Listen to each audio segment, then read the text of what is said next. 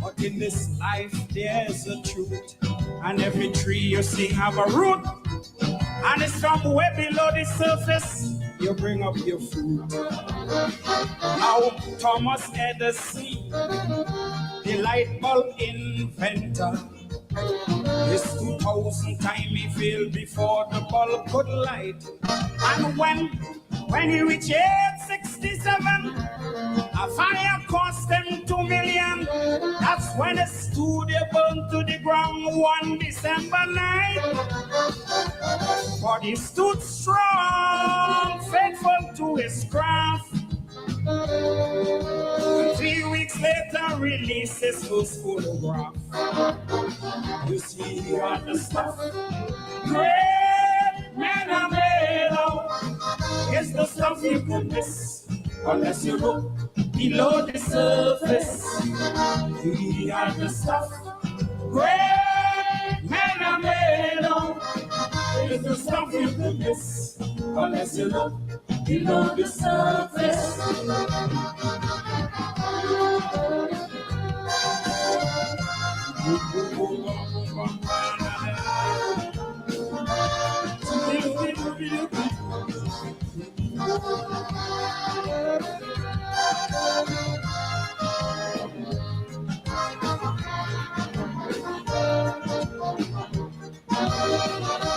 They say that pressure, you get diamonds out of rock. And it's the same with the human character. When our dreams are dumbstruck in a jail, two men looking out through the same bars. One will fail cause he see mud while the other sees stars. So while pressure humbles the meek, it strengthens who earnestly seek. It's the barometer that measures the strong and the weak. Martin Luther and South Africa Nelson Mandela, darkness in their jail cell couldn't dim their lights. And civil rights atrocities only fuel more energies. For the more injustice rages, the more the fight. And for 27 years, Nelson Mandela suffered, and from jail became president of South Africa. You know why? He had the stuff. Great men are made of. Yes, the stuff you could miss unless you look below the surface. Ooh, he had the stuff. Great men are made of.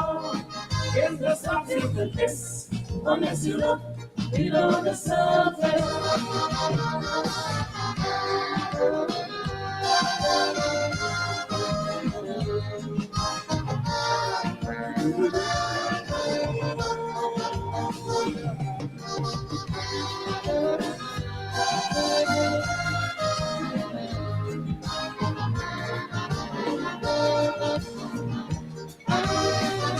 Our Jean Samuel fall asleep on a Canadian lawn. He couldn't make it back home after training. He was so tired to go on. Stephen Ames at age 7, he was on the golf putt. Ryan Lara came to live extreme while only a little tot.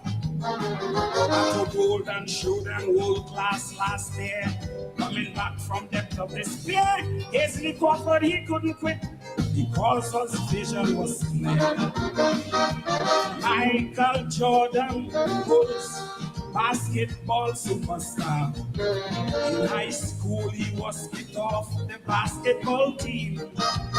And Decca recording label once said to the Beatles, "We don't like your song and group with the cars and yesterday dream." But he made song, they compose and rhyme. And today they're the greatest pop group of our time, because they had the stuff. Great men are made of. It's the stuff you can miss unless you look below the surface. I see they had the stuff. Great men are stuff you can miss unless you look below the surface.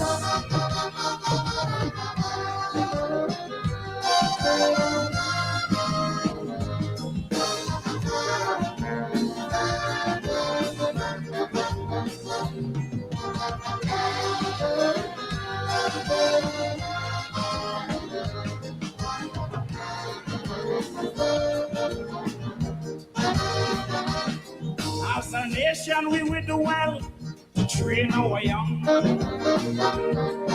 to adopt a luck and chance approach or a gaming disposition. For they will dream of easy money and sweet tomorrow. From a get-rich scheme with a 1 in 100,000 ratio. We need to build foundations of truth, trees that send down good roots, not parasites that sucks at ill-gotten fruits. Albert Einstein couldn't even speak till he was 4. Couldn't read a line until he was 7 years old. And his teachers call him a drifter, an unsociable dreamer. Soon he was expelled and kicked off the road. Nevertheless, he remained a strong optimist. And today he's known as the greatest of physicists. Why? He had the stuff great men are made of. It's the stuff you can miss unless you look below the surface. Oh, he had the stuff great men are made of. It's the stuff you can miss unless you look below the surface.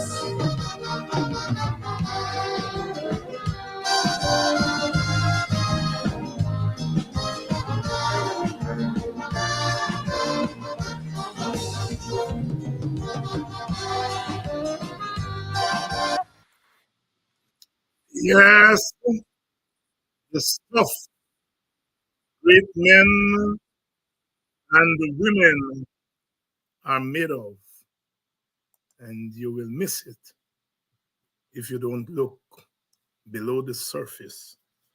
And one of the ailments of our Caribbean, our Guyana, especially when it comes to our politics, is that we don't look below the surface.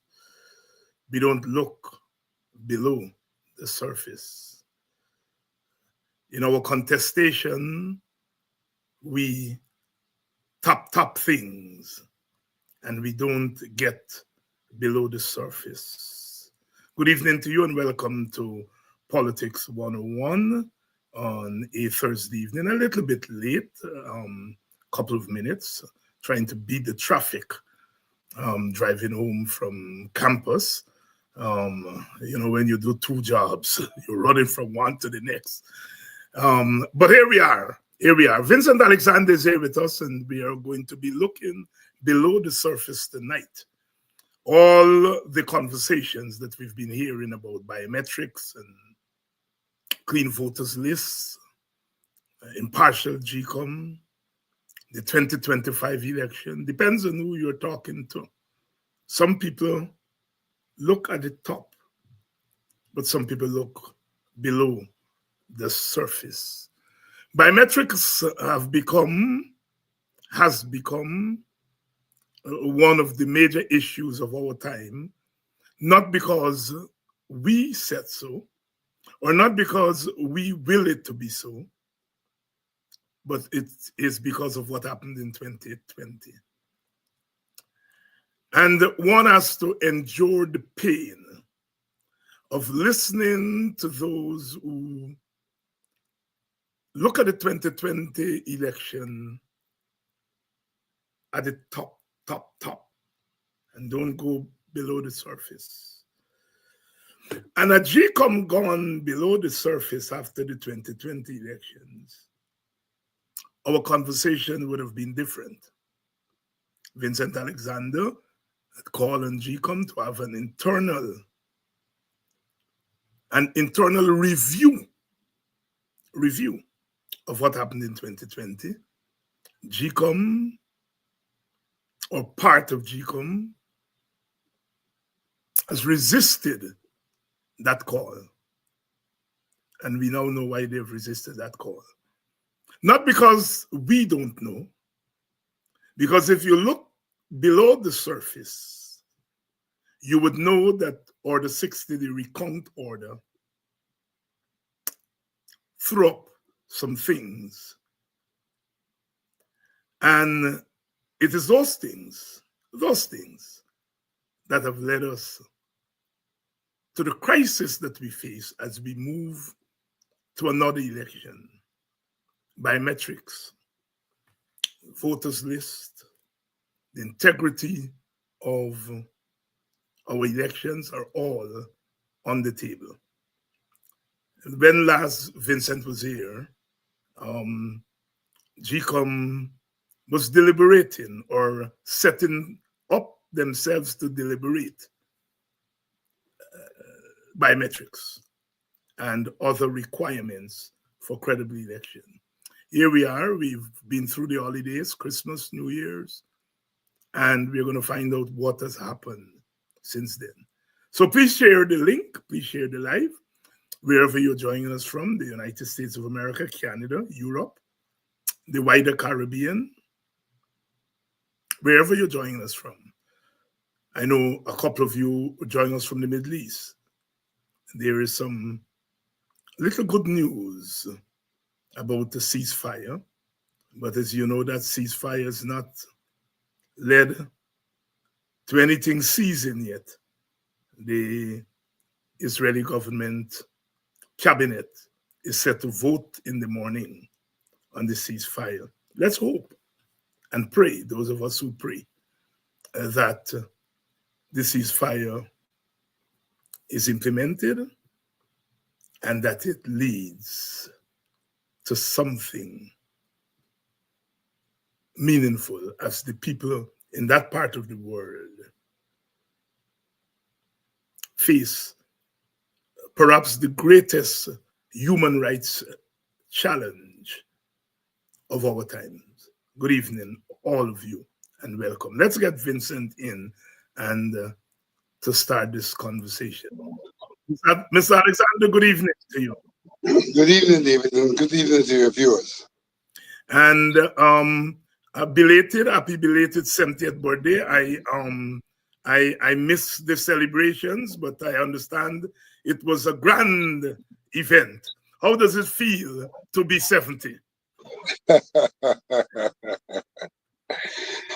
The most I can say, it feels biblical. Biblical. Yes. Well, you know, the Bible says three scores and 10, and I know you was a church boy, right? The Bible says 3 scores and 10. So you have met the requirements set out by the Almighty, you know. So it's all good. Vincent, I know if someone asked you 20 years ago if you would still be fighting certain battles in Guyana, you might have told them, I don't think so. At 70, I'll be hanging out with my grandchildren. And, you know, I know you are a scholar in your own right. And scholars always have work set aside to finish and so on. So I'll be, you know, writing those books and papers, work on my memoirs and so on and so forth. But not be fighting for credible elections in Guyana in 2025. Am I wrong? No, you're quite right, David. In fact, you know, for me, at 70, one should really be, in some regards, winding down, even as you wind up in other regards. You know, I'm not someone who stays beyond the appointed time. I promptly retired at 60 from the university, although my job did not require me to retire, because I thought that one should be moving on and doing other things. And indeed, one of the things that I have not quite done, which I still wish to do, is to do some writing. Yes, and you know, you, as I said, you're a scholar. You would know that, you know, when you're younger, you're able to teach and write and be a political activist and so on. But as you get older, it becomes difficult to multitask in that regard. And so, you know, leave it. When I retire, I'm going back there. So I understand very well what you're talking about. Vincent, you wear many hats, even at 70, you know. And someone asked me a couple of days ago, David, you know why people like yourself and Vincent Alexander and others are still fighting this fight? Are you not producing replacements in Guyana? Are the young people not taking up the struggle and you know, coming to the fore and fighting these battles? And I think it's a legitimate question. I would not want to believe that my country has not produced new activists, new young people who are rising to the occasion. I would not want to make that judgment, but there is something to that question. When people look around and see people like ourselves still at the center of the struggle, and in some regards, fighting the struggles of 30 years ago, 40 years ago. Your thoughts on that? Well, you know, it's quite coincidental. I was at a wake 2 nights ago, and at that wake, I met a young lady who is my successor at the university in terms of teaching of local government. And this is a young lady whom I taught myself. I taught her. She joined the staff when I was still there, and she actually monitored my postgraduate course in development, local government and development, as a precursor to taking over the course, the undergrad course I was teaching. So I feel gratified that I can point to someone who, with some assistance from me, has been able to take over something that I previously did. That is to teach a particular course at the University of Guyana.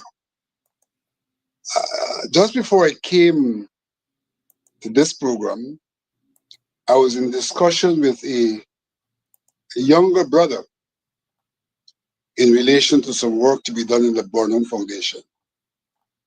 So for me, I have made every effort and am making every effort to mentor young people who can take over.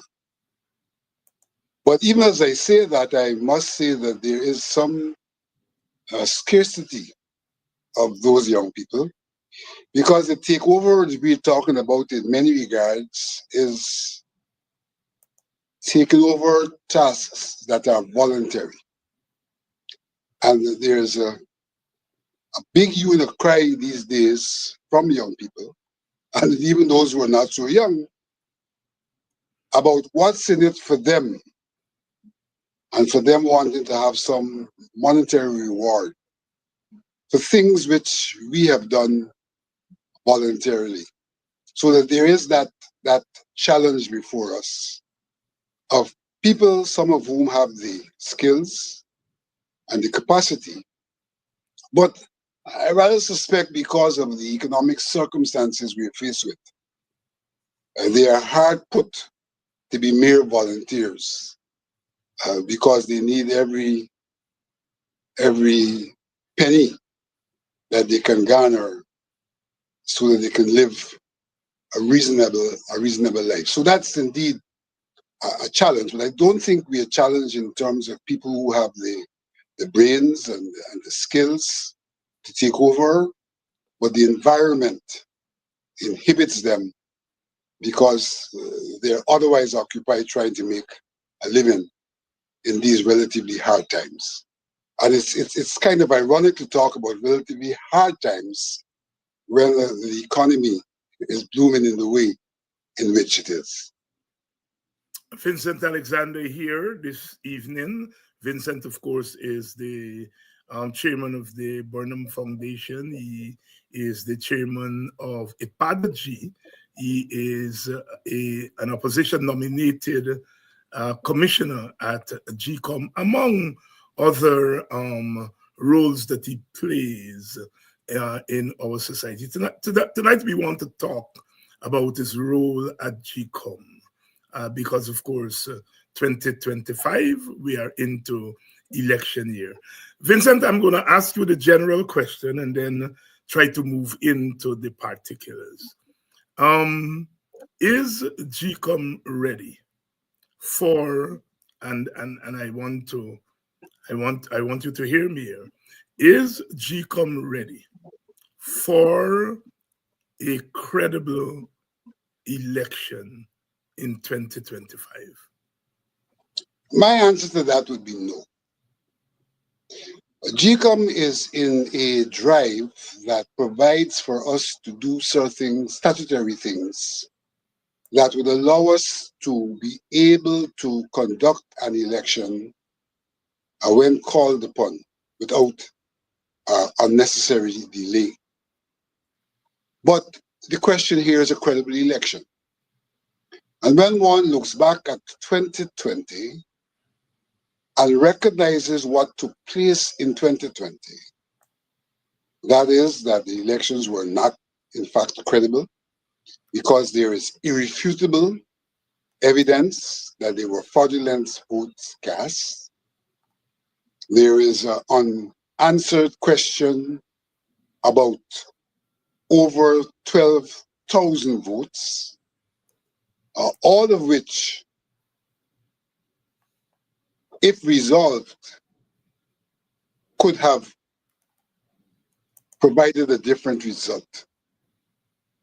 So that we had problems in 2020, and those problems have not been resolved, and those problems are largely related to the list which we used in 2020, a list that had at that time in excess of 100,000 persons who were not in country, I would say, and a large percentage of which would have been dead people, overseas dead people, and the manifestation that many of those persons overseas or dead or otherwise absent were voted for.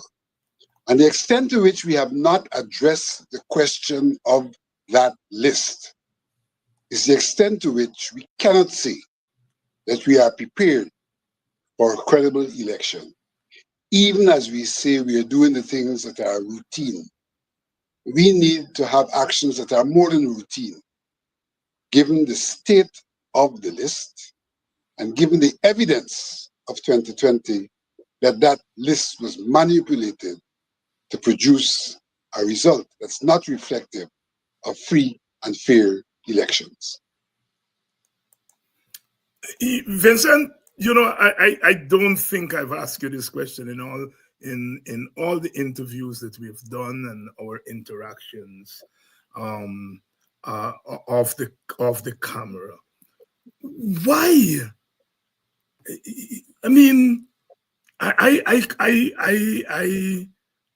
cut my teeth in politics under the government of your mentor, Forbes Burnham, and there were charges at home and abroad of rigged elections. And I don't think it was difficult to convince certain sections of the population of that argument, right or wrong. But why is it for 5 years we have a critical mass of public activists and people?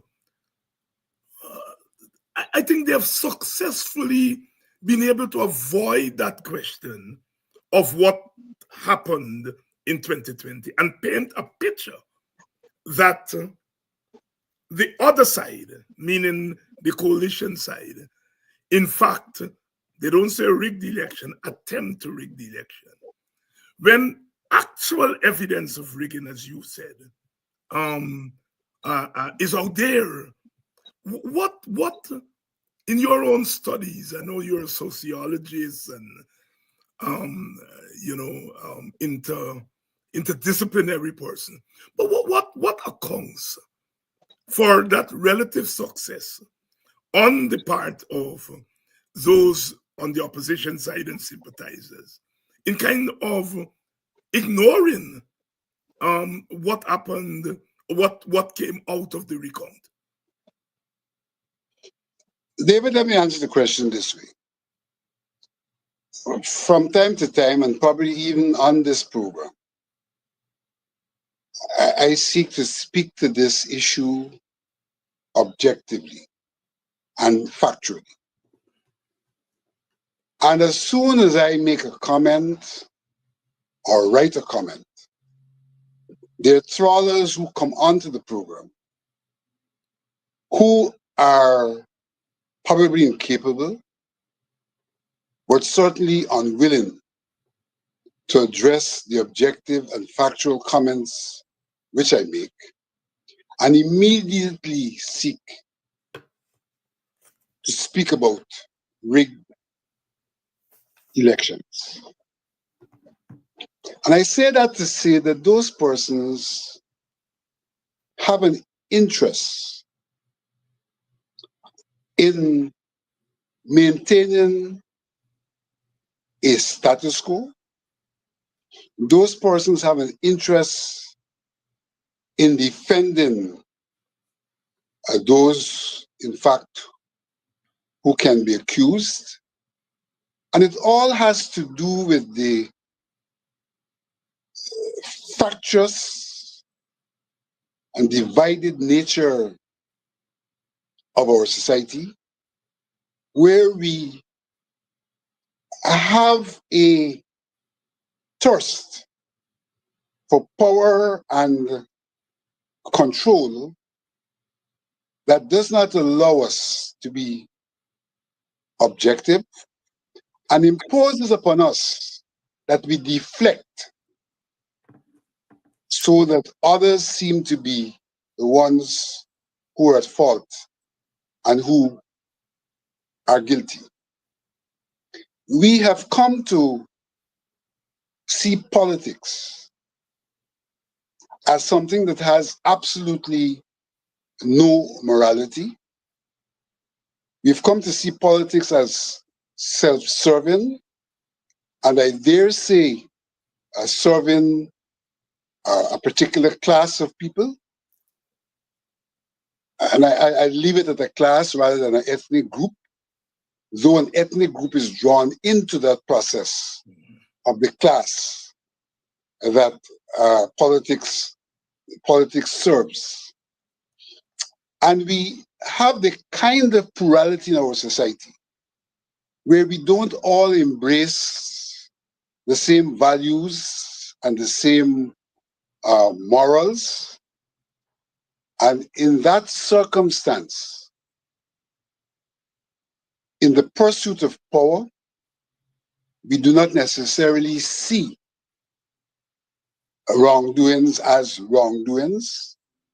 We pursue things and objectives by any means available.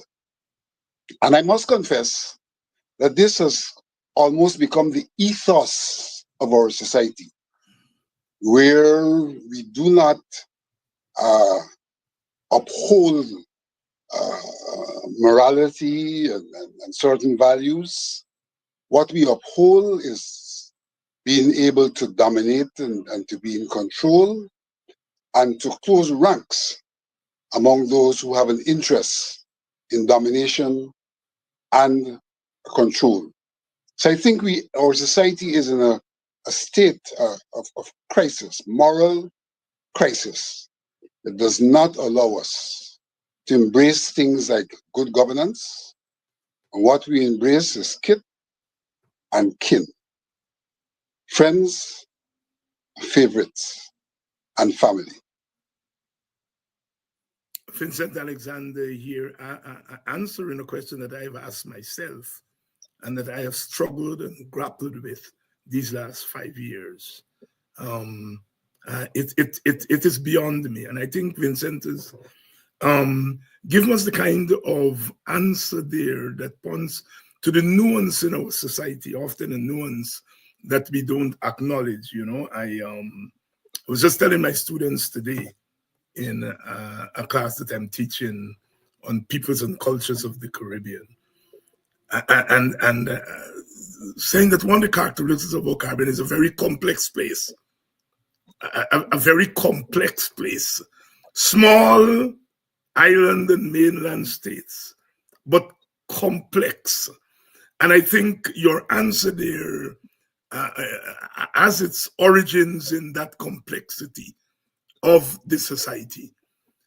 And we don't always, we scholars, political activists, don't always approach problems in the society with that prism of complexity. We simplify it. There are some people who are riggers and some people who don't rig. And that simplicity, that is part of the immoral, both a cause of the immorality and a consequence of the immorality that you talk about, finds its way in the wider society, much to our detriment. Much to our detriment. I often say, we may get our economics right. We may get our politics partly correct. But if we don't get our culture, our political culture, our worldview correct, our correct economics and correct politics would mean very little. Just look, as you said earlier, we are now the 9th fastest growing economy in the world, or something like that. We are number 17 in terms of oil reserve. We have plenty money. But look at the crisis in our society. It's not getting better, it's getting worse. And when you teach or explain to people who are not Guyanese, who are not West Indians, that conundrum, it don't make sense to them at a certain level. And I think this question about what happens in 2020 is another painful event in our history, where those who are opinion shapers and agents of socialization are really burying our country in a mess that it would take, I would say, generations to correct. But let's move forward quickly. David, before we move forward, yes, let me go back a bit on this question. If one takes the time to look at how our society has evolved, our society has been built on antagonistic relations across ethnic groups. And in that regard, the ethnic groups have really doubled down on solidarity in the face of problems that might confront the society. The British planted this divide and rule approach to our politics, but they also, in a sense, inculcated a concept of politics which was politics is about manipulation and outmaneuvering. And when you take politics in the context of a divided society, where politics represents a rivalry, and we talk about manipulation and outmaneuvering, values like fairness and they're lost. And so we have a policy in this country that is not built on those values. It is built on how do I, in the context of antagonistic relations, seek to dominate in my interests. And so I always use a very, very simple example in this complex situation of something that I experienced with Bara Jagdeo. In 2020, Bara Jagdeo referred to me as the architect of the rigging. He did that publicly. Having done that, he was returning to the convention center as I was leaving. And he greeted me. And I asked him if he was greeting me. Why would he be greeting someone who's the architect of rigging? Rigging, something that is very destructive in our society. Why would he be greeting me? We shouldn't be having that kind of relationship. I should be an enemy of good, enemy of the state, and an enemy of any person who embraces good. And Bara Jagdeo's response to me was, Vincent, that I call you the architect of the rigging. That's the politics. That is the politics. And so he demonstrated that we have an ethos that embraces immorality, embraces all that is wrong. And in that embrace, we can continue to have a false embrace of camaraderie and oneness. So we are one Guyana. Let's hug and be happy and be joyful, even as we accept that we destroy each other, so that in the one Guyana, you have the emergent, dominant, and controlling force. And that's the politics that has affected us. And that's the politics that depicts the behavior of people not accepting what is true, not accepting what is right, but embracing what is good for them in the course of trying to dominate in a society where there is conflict around who occupies which space and who dominates in the interest of the occupation of the space. Vincent Alexander here tonight. Good evening to all of you, wherever you're joining us from. As usual, our conversation really goes below the surface. We started out with that calypso by the Mystic Prowler, who was born in St. Vincent, migrated like so many West Indians, Trinidad, West Indians on the Eastern Caribbean to Trinidad as a child, doing that calypso below the surface. And so many of you have written to me and to say one of the things you like about Politics 101 is that indeed we don't simplify things because we feel our people don't understand and we have to dumb down for them. But beyond that, that we look at issues not in just in the narrow conception, but also in the broad conception.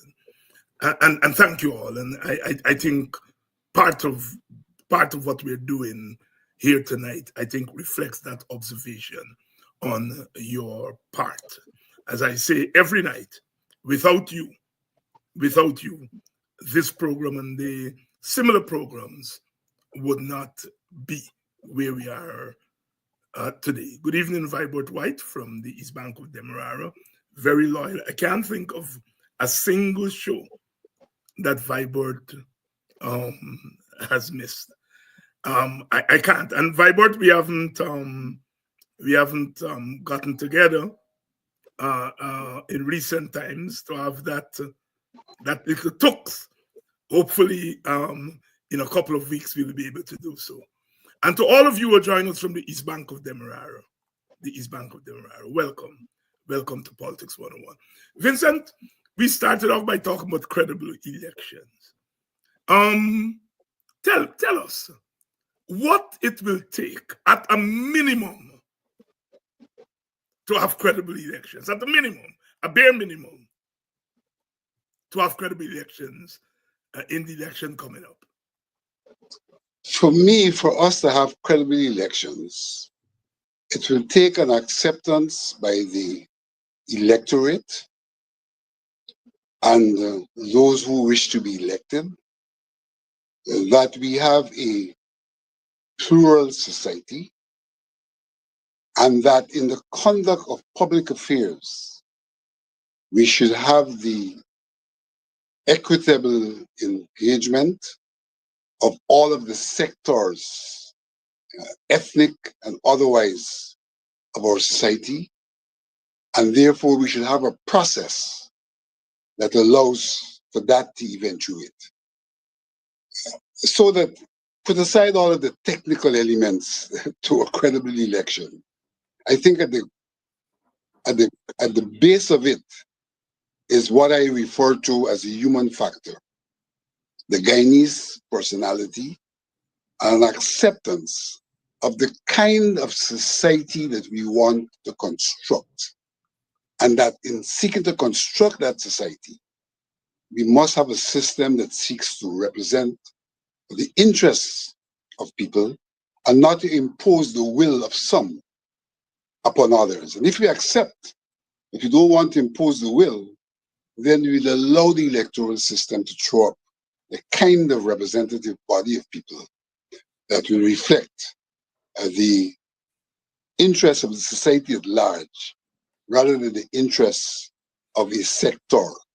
Now, this may be a strange answer I've given to you, but I'm saying our problem lies in our approach to politics, our immorality about politics, and our lack of mutual respect for each other, and our desire from that society which has evolved, where we were pitted against each other, to continue to have one set of people in control as opposed to a collective engagement in the conduct of public affairs. Vincent Alexander here.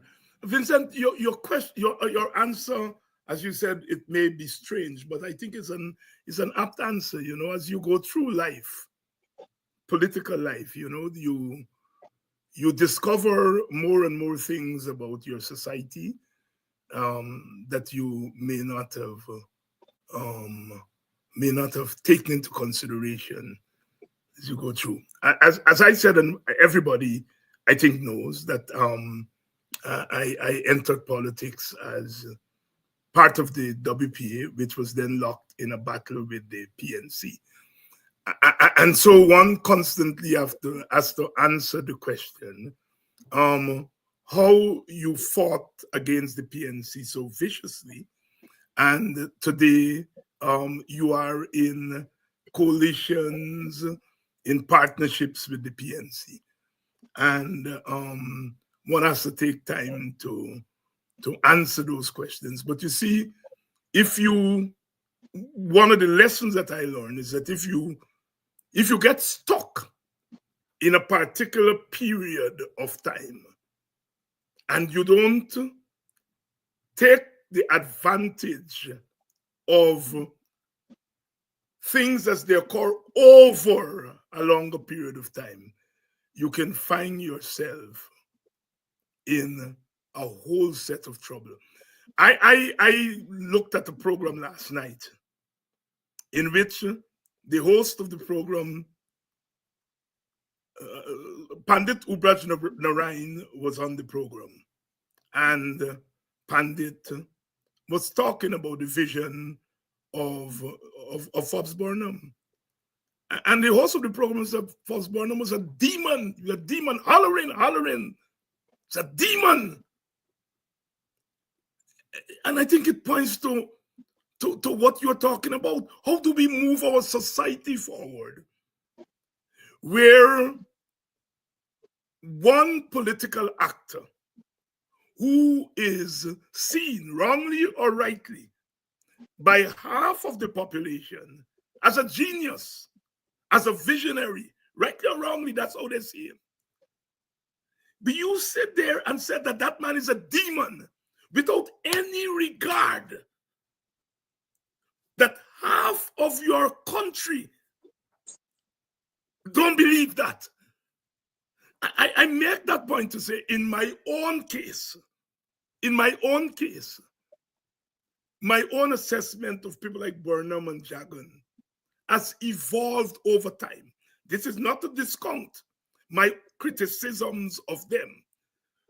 But as I said on an interview, I find it difficult to go into African Guyanese communities and to be cussing Burnham left, right, and center without any regard for the disrespect for those people who actually believe that Burnham had done positive things to this country. I also know, because I'm an African Guyanese, that very quietly, behind the cameras, away from the cameras, that you can have a balanced discussion about Burnham and his role in Guyanese society. But how do we expect those people to engage in any critical analysis that criticizes Burnham when you have people who feel that this man is a devil? And I think it points to the question that you are raising here tonight, in that we have a fatal flaw, I think, in our politics that is going to mess us up. I think what you are saying here is quite apart from what you call the technical things. There's certain human things that, if we don't get right, credible elections are always going to be a fiction of our imagination. So I quite understand what you're saying and really share that view. But let's zero in on some of the technical stuff. Biometrics. When you were last there, last month before Christmas, and so on, GECOM was supposed to have met and to discuss the use of biometrics. What has happened since then? GECOM met and discussed the question of biometrics. GECOM continued to be the GECOM we know it to be. There was a unequivocal divide at the commission on the question of biometrics. There were those of us who argued that it was necessary, because of the evidence of what is intended to mitigate against, and that it was feasible, that there were no real legal or other obstacles to it. And therefore, if we are serious about addressing the problems that we have faced over time and highly manifest in 2020. We should have biometrics, particularly in the circumstance where we still have not resolved the problem of how we can in fact have a new voters list from time to time. And there were those who then went on to argue against that. I must say the arguments were relatively shallow arguments, but all the same they argued against it, trying to use issues like whether our laws provided for it, whether it's in breach of our constitution, and whether we had the time to make it possible. Against the background of that divide, the chairperson, in her usual style, undertook to give what may be referred to as a ruling because of the divide. She did, after the break, come forward with such a ruling in which, for all intents and purposes, she said, we do not have the basis on which we can continue the process to public consultations on this question of biometrics. That's essentially what she said. We haven't arrived at the place where we can have public consultations because there's still many unanswered questions. And that was intended to be the end of the debate. I, however, pointed out to her that there were arguments that had been put forward in support of biometrics, meaning in support of the digital registration of registrants and in support of the use of digital fingerprints for identification purposes at the place of poll. But she had not responded to arguments specific to those issues. She then undertook to do a review of, quote unquote, her ruling.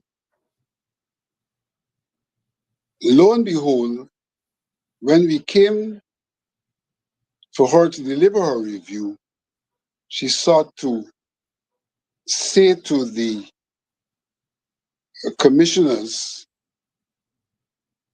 who are the government appointed nominated commissioners that you haven't said anything about these questions that were raised by Commissioner Alexander.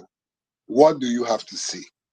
In other words, she did not come forward with the promised review. Of course, not much could have been said at that point in time. And I think almost everybody wondered, why is she not just doing the review? In fact, there were those who said, we didn't even need a review. We know what the outcome is. In that circumstance, one commissioner sought to argue that whilst he has nothing new to say, that it was not feasible from the standpoint of the time available to us to engage in introducing registration that is digital and introducing voter identification that is digital. She then undertook to come to today's meeting with that review that should have been given on the last occasion. And so today, in fact, we did have her review, which took into consideration my contentions that there were questions that had been unanswered in her previous review. And so today, in a sense, what she said is, one, that there's no legal impediment to digital registration of voters. So she said that today. She had not said that in her previous presentation. She also said that there are laws that provide for digital identification at the place of poll. But in saying that, she gave a caveat which says that those laws are not for the universal identification by digital means at the place of poll and are only intended for specific instances. She then went on to contend that to use the digital identification as your primary, your main, or your sole identification would fly in the face of the Constitution. And therefore, although there's provision for it, it is not provided for to be your primary, sole, or main means of identification. Against the background of those two fundamental statements, one, that there's no impediment to digital registration, and two, that there is no provision for digital identification as the sole or main means, that if we were to do that, it would be unconstitutional. She then went on to a conclusion that I predicted in a letter to the press over a week ago. And that is to say that in the face of those conclusions, we are, however, faced with the problem of time for the implementation of the two things, the digital registration of voters, the digital identification of voters in relation to the projected date for elections. So her conclusion was that whilst these things may be doable, even with the caveat in terms of identification of voters, that they are not feasible in the context of a 2025 elections. Very interesting. And of course, you're right on two counts there, Vincent. You have always argued that there's no constitutional impediment to the use of biometrics, or as you're calling it here, digital identification. And in that letter a week ago, you predicted how she was going to maneuver her way out of the argument that she's raising. Now, my own view is, if there's a problem, then you solve the problem, especially when it has to do with something as important as an election. That issues such as time and money, as the PPP commissioners had argued, should not stand in the way of a resolution to this fundamental problem. I mean, you are taking a big risk in going to an election where half of the people's representatives, and one can say by extension half of the electorate, doesn't agree with the rules. You are taking a big risk. But you're prepared to take that risk according to what you're explaining here today, so that you can keep a time schedule and that you can fall within a particular budget. Is there anything in the Constitution, and I know, Vincent, you know something about the law. The question I'm going to ask you, and because I can't ask the Madam Chair because she's not here, But is there anything in the Constitution that says that election must occur at such and such a time? And bearing in mind that we are not like the United States of America, where you have a fixed date for election, we are quite flexible with it. Does the law, does the Constitution preclude you from getting certain important things right, even if you don't fall within the election timetable? Let me answer that two ways. It is not unprecedented in Guyana There you go. that if there are problems with the electoral system and we don't have a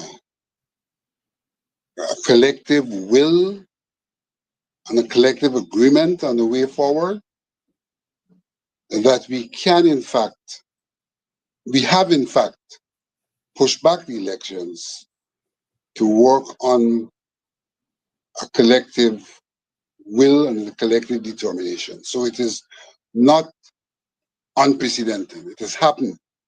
It happened for the 1990, 1992 period. So that's the first point I want to make.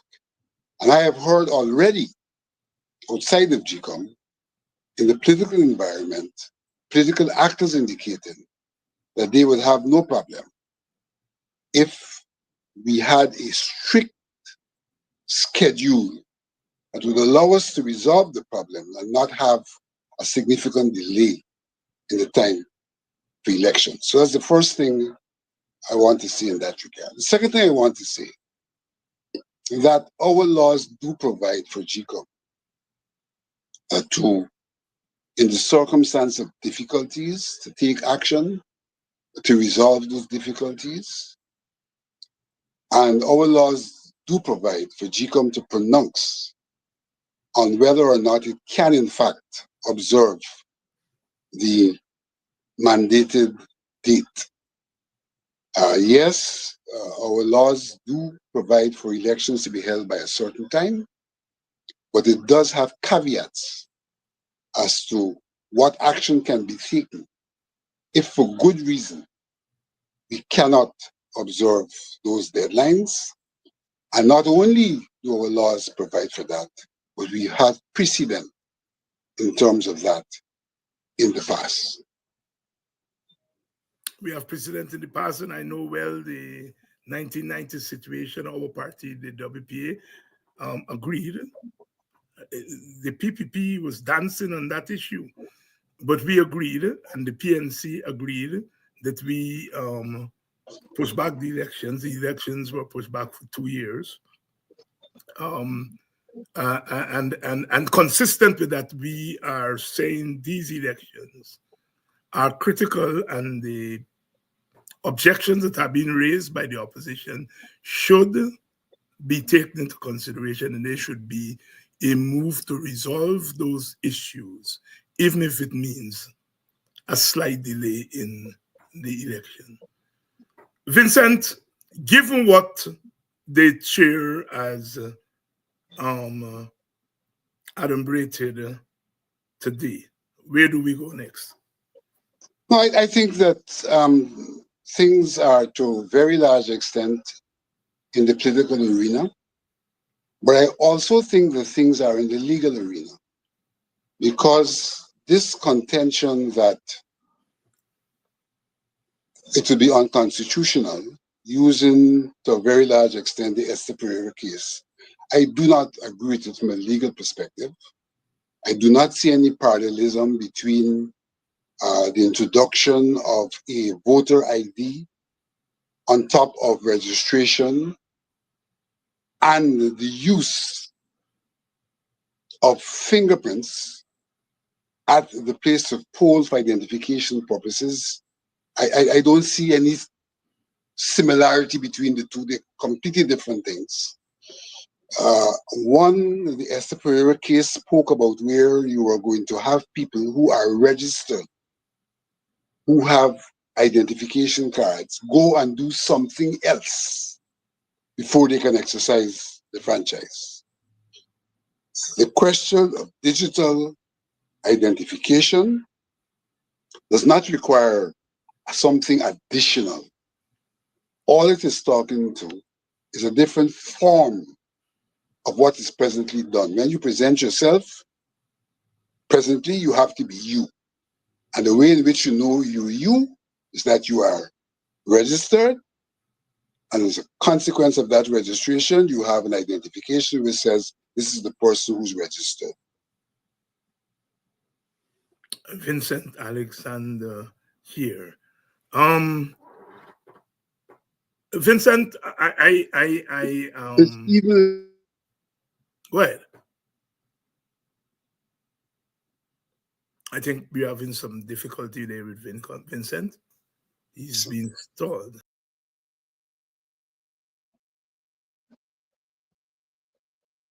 so as I was saying, because I think we had some technical difficulties there.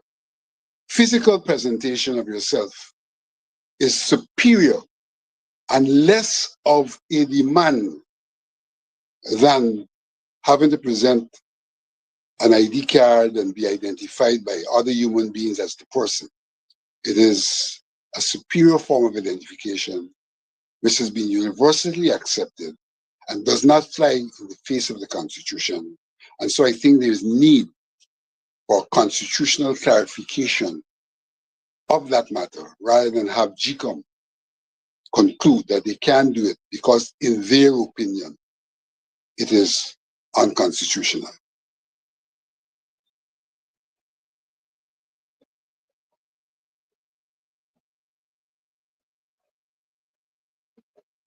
I'm not quite sure where we're at. May have lost. No, here I am. Sorry, I take myself off so that we could get the difficulty resolved. I'm saying under the Constitution, it is the court, the judicial branch, that has the power to determine the unconstitutionality of an action of the other branches of government. So you are quite correct. Vincent, your closing thoughts, because we'll have to come back. We haven't touched the voters list and other related issues, but we will have to do that next week. Your closing thoughts for tonight. Well, my closing thought is at the political level, we have to immediately confront this question of timing. And we also have to confront the question of constitutionality. It's a matter that should be determined where that power exists. So the ball is in the court of the political parties. To a large extent, I do not think it is completely out of the ball of GECOM, because I think the GECOM itself could seek clarification and declaration in relation to constitutionality.